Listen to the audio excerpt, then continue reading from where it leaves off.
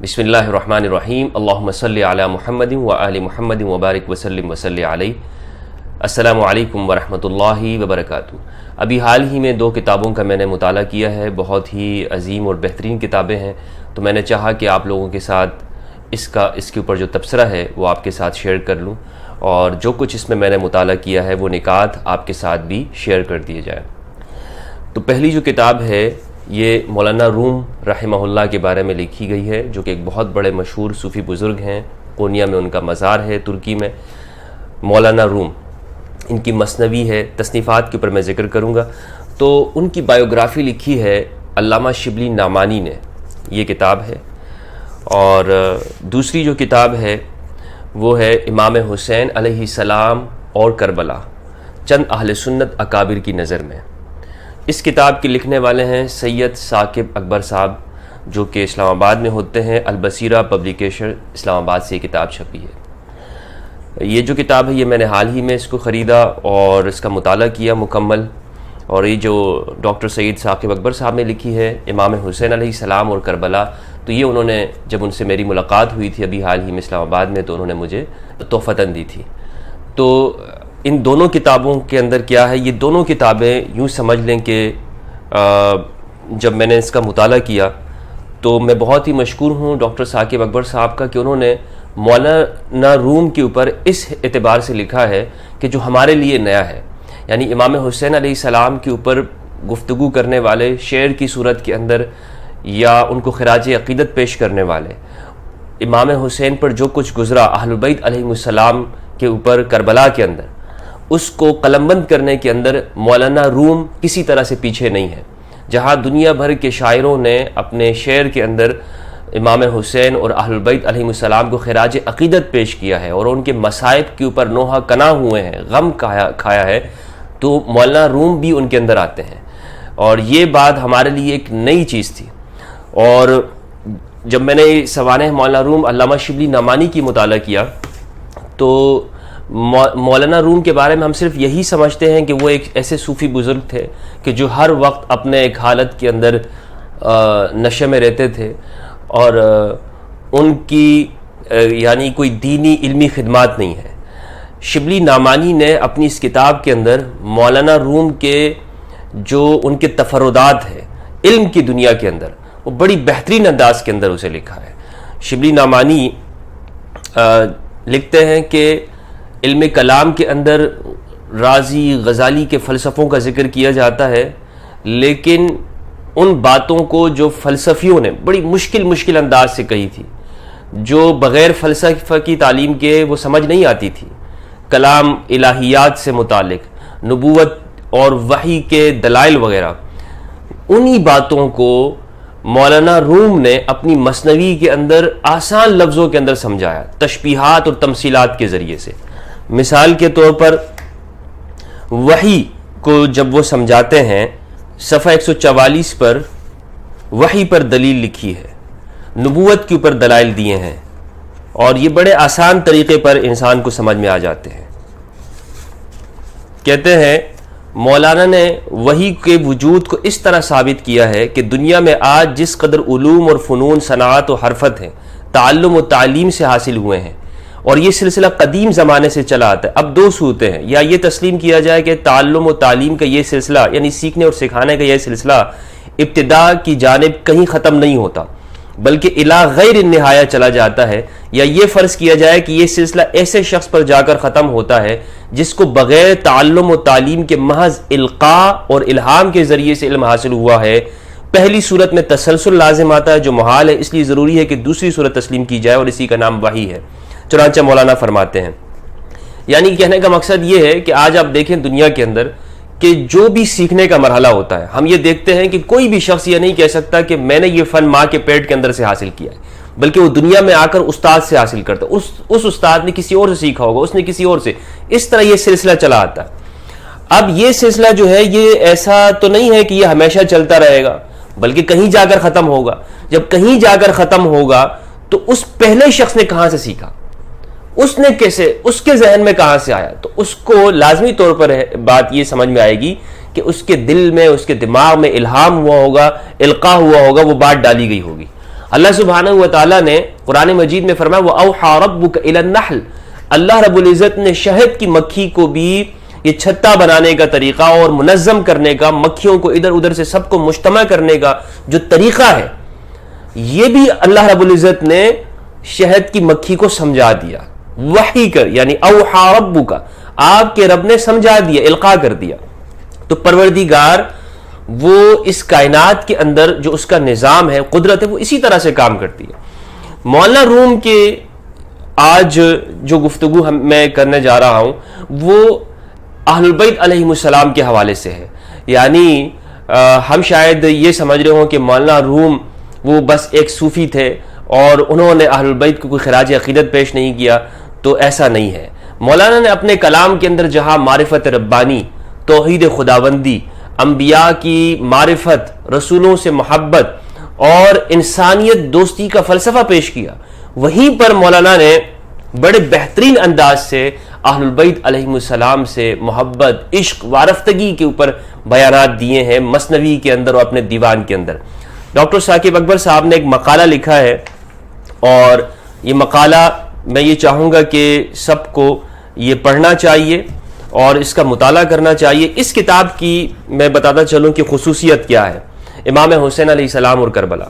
اس کی خصوصیت یہ ہے کہ اس میں ثاقب اکبر صاحب نے جو ہمارے مسلمانوں کے اندر جو بڑے اکابرین علماء گزرے ہیں مختلف فرقوں کے، انہوں نے جو یزید کے اوپر، یزید کے بارے میں کہا ہے اور جو امام حسین علیہ السلام کے متعلق گفتگو کی ہے، اسے ثاقب اکبر صاحب نے بڑی خوبصورت انداز میں اپنے الفاظ کے اندر جمع کیا ہے۔ اور سب سے پہلے ثاقب صاحب نے وہ مولانا روم کو رکھا ہے۔ مولانا روم کے بارے میں یہ ہمارے لیے ایک نئی چیز ہے، اسی لیے میں یہ آپ لوگوں کے ساتھ بڑے شوق اور محبت کے ساتھ شیئر کر رہا ہوں، اور میرے لیے ہر وہ چیز قابل قدر اور میرے سر کا تاج ہوتی ہے، آنکھوں کا نور ہے کہ جس کلام کے اندر اہل البیت علیہم السلام کی تعریف ہو جائے، کیونکہ میرے نزدیک صرف اور صرف بات یہ ہے کہ قرآن اور اہل البیت آج ہم لوگوں کو یہ بات سمجھا دیں کہ جسے ہم نے چھوڑا ہوا ہے وہ اس کی اہمیت لوگوں کے سامنے واضح ہو جائے۔ تو اسی لیے میں اس کتاب کا تعارف بھی پیش کر رہا ہوں، اور مولانا روم کے ساتھ چونکہ یہ متعلق ہے اس لیے ہم اس کو سمجھتے ہیں۔ کہتے ہیں کہ مولانا رومی کا تعارف کرتے ہوئے، جلال الدین رومی 1207-604 ہجری میں، سن 1207 اور یعنی 604 ہجری میں تاریخی شہر بلخ میں پیدا ہوئے، 7ویں صدی کے ہیں یہ اسلامی طور پر۔ ان کے والد محمد بن حسین خطیبی معروف ببہاء الدین نامور علماء میں سے تھے، ان کا لقب سلطان العلماء تھا۔ مولانا ابھی بچے ہی تھے کہ ان کے والد فوت ہو گئے۔ ان کے والد کی ملاقات شیخ فرید الدین عطار رحمہ اللہ سے ہوتی ہے۔ شیخ عطار، عطاری نہیں، عطار، نیشاپور، عطار نیشاپوری سے ہوئی، جنہوں نے جلال الدین کے بارے میں ان کے والد سے کہا جلد وہ وقت آئے گا کہ آپ کا یہ بیٹا عاشقان عالم کے دلوں میں آتش سوز روشن کرے گا۔ ان کے چہرے کو دیکھ کر ہی مولانا عطار یہ پہچان گئے تھے کہ اس بچے کی بڑی شان ہوگی۔ 642 ہجری میں قونیہ میں مولانا کی ملاقات شیخ شمس تبریز سے ہو جاتی ہے۔ اس شیخ شمس تبریز سے جو ملاقات کا واقعہ ہے مختلف لوگوں نے مختلف طور پہ بیان کیا ہے۔ بعض کہتے ہیں حوض کے کنارے بیٹھے ہوئے تھے اور سبق پڑھا رہے تھے طلباء کو، اور بہت ساری کتابیں رکھی ہوئی تھی مولانا رومی کے پاس۔ مولانا رومی ایک بہت بڑے عالم بھی تھے ظاہری علوم کے، باطن علوم میں تو ان کی بعد میں معرفت ہوئی، لیکن ظاہر میں بھی ان کا بڑا نام اور سکہ چلتا تھا۔ تو شیخ شمس تبریز جب وہاں سے گزرے ساری کتابیں اٹھا کے اس حوض میں پھینک دی۔ انہوں نے کہا یہ کیا کیا، میرے برسوں کی محنت کو ضائع کر دیا۔ تو شمس تبریز نے کہا کہ یہ برسوں کی محنت ہے، اسے اسی طرح سے نکالا اور اس پہ گرد و غبار جھاڑتے ہوئے کہا کہ یہ لیجیے۔ انہوں نے کہا کہ یہ کیا ہے؟ کہا یہ وہ چیز ہے کہ جسے تم نہیں جانتے ہو۔ تو پھر وہ مولانا روم ان کے پیچھے ہو لیے۔ بعض نے دوسری طریقے سے بیان کیا ہے، اس کی تفصیل اگر آپ دیکھنا چاہتے ہیں تو شبلی نعمانی کی سوانح مولانا روم کے اندر دیکھ سکتے ہیں، یا الجواہر المزیہ کے اندر اس کی تفصیلات مل سکتی ہیں۔ مولانا نے مرثیے کہے ہیں مولا امام حسین علیہ السلام کے بارے میں، نوحے کہے ہیں۔ آج کل ہمارے ہاں نوحوں کے بارے میں کہا جاتا ہے کہ یہ کوئی بدعت ہے، شرک ہے، بعد کی چیزوں کی ایجاد ہے، یا میں نے ایک ویڈیو کے اندر بتایا بھی ہے کہ رسول اللہ صلی اللہ علیہ وآلہ وسلم نے غم کیا ہے امام حسین کے اوپر اور کربلا کے اندر اپنے گھر والوں کی شہادت کے اوپر. لیکن یہاں پر ہم علماء یعنی مولانا روم اور جو صوفیاء کے سرخیل ہیں ان کی بات کر رہے ہیں. تو مولانا روم اس کو بدعت نہیں سمجھ رہے ہیں. مولانا روم مرثیہ لکھ رہے ہیں, مولانا روم غم کو یاد کر رہے ہیں, مصائب کو تازہ کر رہے ہیں. کہتے ہیں ہمارے مطالعے کی حد تک مولانا جلال الدین رومی کے دیوان شمس میں 3 غزلیں اس موضوع سے تعلق رکھتی ہیں. ان میں سے ایک غزل شمارہ 230 ہے, دوسری غزل شمارہ 2102 ہے, تیسری غزل شمارہ 2707 ہے. اس کے علاوہ مثنوی معنوی کے دفتر ششم میں ان کی 2 نظمیں ہیں. ان میں سے پہلی نظم میں وہ شہر حلب میں ایک مسافر شاعر کی حیثیت سے 10ویں محرم کو نکلنے والے ایک جلوس عزا کا ذکر کرتے ہیں. مولانا شہر حلب میں تھے, وہاں دیکھا کہ جلوس عزا ہے, 10 محرم کا دن ہوگا. اس کو دیکھ کر مولانا نے پھر ایک مرثیہ کہا ہے اور ایک غم کی کیفیت بیان کی ہے. مولانا روم کہتے ہیں اپنی ایک غزل میں جو کہ غزل نمبر 230 ہے, سوز شوق سے میرا دل شور و غوغا برپا کیے ہوئے ہے کہ جناب وصل سے اسے دعوت وصال پہنچی ہے. دل حسین کی طرح سے ہے اور فراق یزید کی طرح. یہ دل دشت کربلا تک پہنچنے کے لیے 100 بار شہید ہوا ہے. ظاہر میں تو وہ شہید ہو چکے ہیں امام حسین علیہ السلام سید الشہداء. ظاہر میں تو وہ شہید ہو چکے ہیں, لیکن عالم غیب میں وہ زندگی ہوئے ہیں, وہ زندگی ہو گئے ہیں. دشمن کی نظر میں اہل بیت رسالت اسیر تھے, قیدی تھے, لیکن حقیقت میں وہ عرش کی طرف پرواز کرتے ہوئے مقام خسروی پر پہنچ چکے ہیں. جنت و فردوس کے مابین وصل دوست کا مرحلہ ہے. یہ کربلا والے اس زندان سے نجات پا گئے جہاں بھوک, پستی اور قحط و گرانی تھی. اس پر تبصرہ کرتے ہوئے لکھتے ہیں مولانا روم امام حسین علیہ السلام اور ان کے اہل بیت انصار کو بہت عمدگی سے خراج تحسین پیش کرتے ہیں. شہیدان کربلا کے بارے میں وہ کہتے ہیں کہ بظاہر تو وہ قتل ہو گئے, شہید ہو گئے, اور ہماری نظروں میں وہ شہید کہلاتے ہیں, لیکن عالم غیب میں وہ ایک اعلیٰ زندگی سے سرفراز ہو گئے. اسی کو قرآن مجید میں کہا گیا وَلَا تَحْسَبَنَّ الَّذِينَ قُتِلُوا فِي سَبِيلِ اللَّهِ أَمْوَاتًا بَلْ أَحْيَاءٌ عِنْدَ رَبِّهِمْ يُرْزَقُونَ. ان لوگوں کو ہرگز جو اللہ کی راہ میں شہید ہو گئے مردے مت سمجھنا, بلکہ وہ اللہ کے ہاں زندہ ہے اور رزق ملتا ہے انہیں پروردگار کی جانب سے. کربلا کے قیدیوں کا بھی مولانا نے عجیب انداز سے ذکر کیا ہے.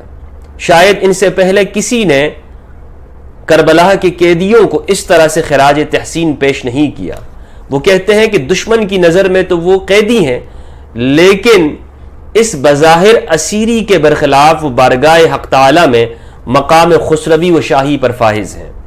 ان کے اور محبوب ازلی کے مابین کوئی حجاب, بعد اور دوری نہیں. یہ اسیر دشت کربلا سے نکلے تو بظاہر کوفہ و دمشق میں پھرائے گئے, لیکن حقیقت میں ان کا سفر سوئے عرش الہی تھا. اللہ اکبر, اللہ اکبر. مولانا کی ایک غزل جس کا نمبر 2102 ہے, اس میں مولانا عشق کی منزل انتہا کربلا کو قرار دیتے ہیں, اور ان کی نظر میں دنیا کی ہر لذت کو تچ کر, ابتلا و امتحان سے گزر کر عاشور کے دن کربلا میں جا پہنچنا عاشق کی جہد مسلسل کا حاصل ہے. وہ کہتے ہیں چیست با عشق آشنا بودن بجز از کام دل جدا بودن. ترجمہ اس کا ہے عشق سے آشنا ہونا اور آگاہ ہونا کیا ہے سوائے خواہشات دل سے جدا ہونے کے. انسان اس دنیا میں بہت سے مجاہدات کرتا ہے, لیکن اصل مجاہدہ تو وہ یہ ہے کہ عاشور کے میدان کربلا تک پہنچا جائے. عشق کی انتہا ہے, یہ عشق کی انتہا ہے. غزل نمبر 2707, اس میں مولانا نے بہت پرجوش انداز سے شہیدان کربلا کو یاد کیا ہے. اے شہدائے الہی تم کہاں ہو, اے رزم و ابتلا کی جستجو میں رہنے والو تم کہاں ہو, اے سبک روح عاشقو, اے ہلکی پلکی روحوں والے عاشقو تم کہاں ہو, کہ تم تو فضاؤں میں اڑنے والے پرندوں سے بلند تر و بہتر پرواز کرنے والے ہو۔ اے آسمانی شہابو تم کہاں ہو، تم کہاں ہو، چونکہ تم آسمان کے رستے کو جانتے ہو، اس لیے ہمارے لیے بھی آسمان کے دروازے کھول دو۔ اے جان اور مادی زندگی سے رہائی پا لینے والو تم کہاں ہو، لیکن کیا کوئی عقل سے بھی پوچھتا ہے کہ تم کہاں ہو؟ کہاں ہو اے زنداں کے دروازوں کو توڑ کر باہر نکلنے والو، اسیران قرض دنیا اور دنیاوی متعلقات میں اسیروں کو بھی نجات دلا دو۔ اے الہی خزانوں کا دروازہ کھول لینے والو تم کہاں ہو، اور اے بے نواؤں کی نوا تم کہاں ہو۔ اس پر تبصرہ کرتے ہوئے ڈاکٹر صاحب کہتے ہیں وہ کربلا کے شہداء کو شہیدان خدائی قرار دیتے ہیں، یعنی رائے حق میں شہید ہونے والے۔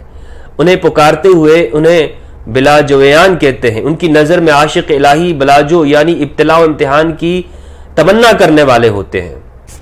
اسی طرح مثنوی کے اندر بھی جو میں نے آپ سے عرض کیا کہ حلب کے اندر مولانا روم نے دیکھا کہ ایک عاشور کے کربلا کی یاد میں لوگ نکلے ہوئے ہیں، تو اس موقع پر بھی مولانا نے ایک مرثیہ کہا تھا، بڑا بہترین ہے۔ کہتے ہیں عاشورہ کے دن تمام اہل حلب یعنی حلب کے لوگ جو کہ شام کے اندر سیریا کے اندر باب انطاکیہ میں جمع ہوتے ہیں اور رات تک اسی مقام پر اکٹھے رہتے ہیں۔ یہ خواتین و حضرات کا ایک عظیم اجتماع ہوتا ہے جو رسول اللہ صلی اللہ علیہ وآلہ وسلم کے خاندان کا ماتم کرتا ہے۔ یہ تو تھی وہ باتیں جو مولانا روم نے امام حسین علیہ السلام کے حوالے سے کہا ہے اور اہل البیت علیہ السلام کو خراج عقیدت پیش کیا ہے۔ مولانا روم مختلف فرقوں اور مذاہب کے درمیان کے اندر جو فرق ہے اسے بڑی آسانی کے ساتھ سمجھاتے ہیں۔ مثال کے طور پر مولانا روم وحدت الوجود کے قائل ہیں۔ صوفیاء کے اندر دو بڑی تقسیمیں ہیں، وحدت الشہود کے اور وحدت الوجود کے۔ یہ ایک بڑا معرکۃ الآراء مسئلہ ہے، لیکن اکثر صوفیاء کرام وحدت الوجود کے قائل، حتیٰ کہ شاہ ولی اللہ بھی وحدت الوجود کے قائل ہیں۔ مولانا نے بڑی بہترین انداز کے اندر یہ بات سمجھانے کی کوشش کی ہے کہ جو تمام جو اختلافات ہیں وہ صرف لوگوں کی نظر کے اندر ہیں، یعنی لوگوں کو اس طرح نظر آتا ہے کہ اختلاف ہے، اور حقیقت کے اندر وہ کوئی اختلاف نہیں ہوتا ہے، حقیقت میں وہ اختلاف نہیں ہوتا ہے۔ مولانا کہتے ہیں کہ جو بھی اختلافات ہیں وہ صرف لفظوں کے ہیں۔ آپ یہ دیکھ لیں کہ جو شیعہ سنی اختلافات ہیں وہ آپ کو لفظوں میں ہی نظر آئیں گے۔ کہتے ہیں در حقیقت وہ لفظی اختلاف ہے، ورنہ سب کا مقصود اصلی ایک ہی ہے۔ اس لیے باہم نزاع اور مخاصمت اور کشت و خون صرف غلط فہمی کا نتیجہ ہے، یعنی جو لوگوں میں آپس میں جھگڑے ہوتے ہیں۔ یہ کہتے ہیں کہ آپ جتنے بھی مذاہب یا مسالک کو دیکھیں گے تو آپ کو ایک چیز نظر آئے گی۔ مولانا رومی نے جو کچھ اشعار میں کہا ہے، شبلی نعمانی اس کو سمجھاتے ہوئے کہتے ہیں قصہ یہ ہے کہ ایک شخص نے 4 آدمیوں کو جو مختلف قوم کے تھے 1 درہم دیا، یوں سمجھ لیں کہ 1 روپیہ دیا، ٹھیک ہے، درہم شاید ابھی سمجھ میں نہ آئے، پرانے زمانے کی کرنسی تھی، 1 روپیہ دیا، اور ان میں سے اس بات پر اختلاف ہوا کہ یہ کس کام میں صرف کیا جائے، کس کام میں خرچ کریں۔ تو ان میں سے ایرانی نے کہا کہ انگور لے آؤ، انگور منگوائے جانے چاہیے۔ عربی نے کہا کہ نہیں، انگور نہیں چاہیے بلکہ عنب آنے چاہیے۔ ترکی نے کہا کہ نہیں، عنب بھی نہیں آنے چاہیے بلکہ عزم آنا چاہیے۔ رومی شخص وہاں پہ موجود تھا، اس نے کہا کہ نہیں، نہ عنب ہو، نہ انگور ہو، نہ عزم ہو، بلکہ استاقیل ہونا چاہیے۔ حالانکہ چاروں ہی جو ہے اپنے زبان کے اندر انگور ہی کا نام لے رہے ہیں، یعنی عنب عربی میں انگور کو کہتے ہیں، ایرانی نے انگور کہا، یہ چاروں انگور ہی کہہ رہے ہیں، لیکن اپنی زبان کے اندر الگ الگ لفظ کہہ رہے ہیں، ان کو دوسرے کا لفظ سمجھ میں نہیں آ رہا۔ تو اس موقع پر اگر کوئی شخص چاروں زبانوں سے واقف ہوتا، وہ کہتا کہ بھائی تم آپس میں کیوں لڑ رہے ہو، کیوں اختلاف کر رہے ہو، چاروں تو ایک ہی چیزیں ہیں۔ تو اس سے مولانا یہ سمجھانا چاہتے ہیں کہ آپ یہ دیکھیں کہ مختلف مذاہب کے اندر جو آپ کو چیزیں یا مختلف مسالک کے اندر جو اختلافات دکھائی دیتے ہیں، دراصل اس میں کہیں نہ کہیں پر ایسا ہوتا ہے کہ لوگوں میں آپس میں کمیونیکیشن گیپ ہوتا ہے، بات سمجھ میں نہیں آ رہی ہوتی، بات وہ کر ایک ہی رہے ہوتے ہیں لیکن انہیں کوئی سمجھانے والا وہاں پہ موجود نہیں ہوتا ہے۔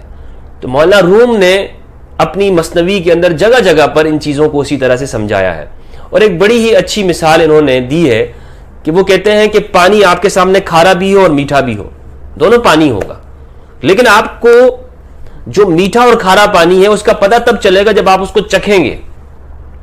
تو کھارا پانی دکھنے میں بھی کلر میٹھے پانی جیسا ہی ہوتا ہے، دور سے سب وہ یہی کہیں گے کہ جی یہ بھی پانی ہے، لیکن اس کی حقیقت کا تب علم ہوتا ہے جب آپ اسے چکھتے ہیں تو آپ کو معلوم ہوتا ہے بھائی یہ کھارا ہے اور یہ میٹھا ہے۔ تو جو دور سے مختلف مذاہب اور فرقوں کو دیکھ رہے ہوتے ہیں انہیں اختلاف تو وہ یہ سمجھ رہے ہوتے ہیں کہ بھائی اچھا یہ ساری چیزیں اس طرح سے ہیں، یہ ایک ہی ہیں، لیکن جب وہ اس چیز کو اختیار کرتے ہیں، مطالعہ کرتے ہیں، تو انہیں اصل حقیقت کا معلوم علم ہوتا ہے کہ اچھا یہ اصل حقیقت یہ ہے، یہ یہاں پر ٹھیک ہے، یہ یہاں پر غلط ہے۔ مولانا روم نے اس چیز کو بھی بڑی بہترین انداز کے اندر سمجھانے کی کوشش کی ہے۔ یہ تو تھی جناب ان دو کتابوں کا تذکرہ بھی اور مولانا روم کے حوالے سے۔ میری آپ سے گزارش ہوگی کہ آپ ان دونوں کتابوں کا ضرور مطالعہ کیجیے گا۔ یہ جو کتاب ہے امام حسین علیہ السلام و کربلا، یہ آپ کو یہاں پاکستان میں مل جائے گی، اس کا مطالعہ ضرور کیجیے گا۔ اللہ سبحانہ و تعالی ہم سب کو امام حسین اہل البیت علیہ السلام کی معرفت عطا فرمائے اور ان کی سیرت پہ چلنے کی توفیق عطا فرمائے۔ السلام علیکم ورحمۃ اللہ وبرکاتہ۔